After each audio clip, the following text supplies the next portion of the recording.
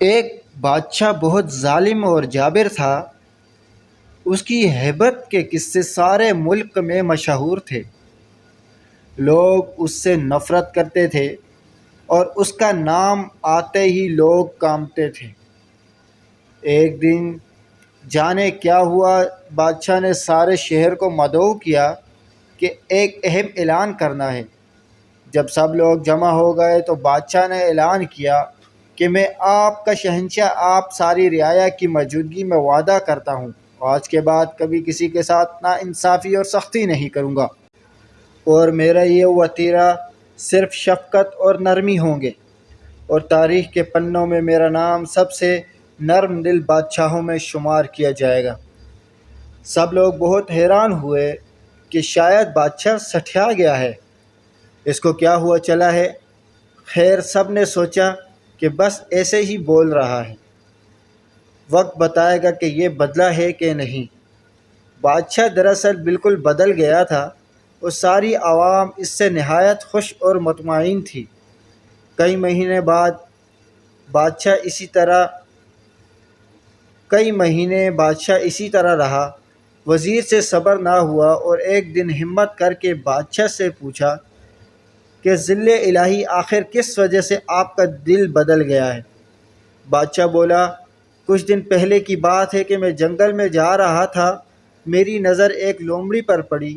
وہ بیچاری بھاگ رہی تھی، اس کے پیچھے ایک بڑا سا کتا لگا ہوا تھا۔ لومڑی کو اپنا بل نظر آ گیا اور وہ اس میں چھلانگ لگا رہی تھی کہ کتے نے اس کی ٹانگ پکڑ لی اور زور سے اس پر چک مارا۔ لومڑی نے پوری جان لگائی اور اپنی معذور ٹانگ گھسیٹ کر بل میں گھس گئی۔ اس کتے نے بیچاری لومڑی کو معذور کر دیا تھا۔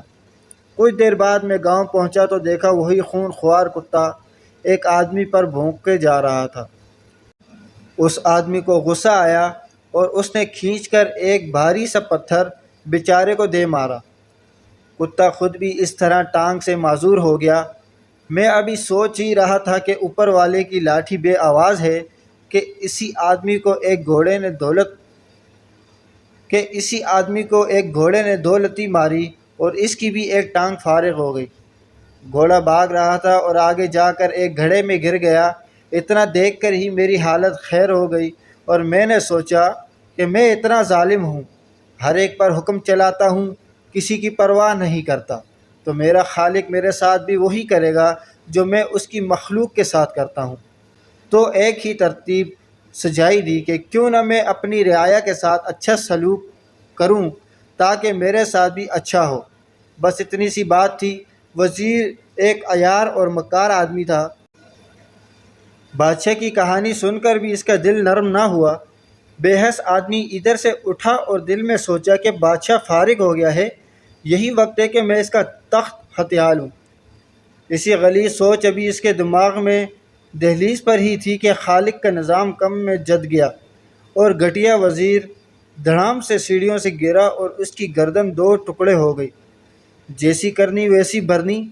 کسی کے ساتھ برا کر کے یہ مت سمجھو کہ کسی نے نہیں دیکھا، میں بچ گیا۔ جو دیکھ رہا ہے جب وہ پکڑ کرتا ہے تو بڑے سے بڑا سلطان گھٹنے ٹیک دیتا ہے۔ اچھا کرو اور صلح کی امید لوگوں سے مت رکھو، اور برا کرو تو یاد رکھو کہ اب کہیں زمین پناہ نہیں دے گی، اور پھر چپ کر کے اپنے گناہوں کا خمیازہ بھگتو۔ بہترین حکمت عملی، برا مت کرو۔